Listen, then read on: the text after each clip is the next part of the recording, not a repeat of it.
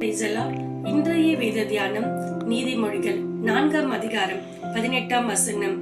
நீதிமான்களுடைய பாதை நடுப்பகல் வரைக்கும் அதிகமாய் பிரகாசிக்கிற சூரிய பிரகாசம் போல் இருக்கும்.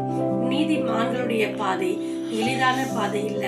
அவங்க துன்மார்க்கருடைய பாதையில் நடப்பதும் இல்லை. அவங்களுக்கு வர சோதனைகள் மத்தியில, உபத்திரவங்கள் மத்தியில, பிரச்சனைகள் மத்தியில கர்த்தர் அவங்களை வெளிச்சமாய் வைத்திருக்கிறார். மத்தேயு 5ஆம் அதிகாரம் 14ஆம் வசனம். நீங்கள் உலகத்திற்கு வெளிச்சமாய் இருக்கிறீர்கள். மலை மேல் இருக்கிற பட்டணம் மறைந்திருக்க மாட்டாது. கர்த்தர் ஒளியாய் இருக்கிறார். ஒளியானது கடந்து வரும்போது இருளுக்கு இடையும் இல்லை. உபத்திரவங்கள் மகிமையை கொண்டு வரும். மகிமை கர்த்தரை வெளிப்படுத்துகிறது.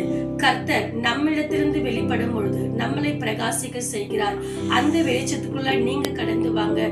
கர்த்தர் உங்களை பிரகாசிக்க பண்ணுவார்.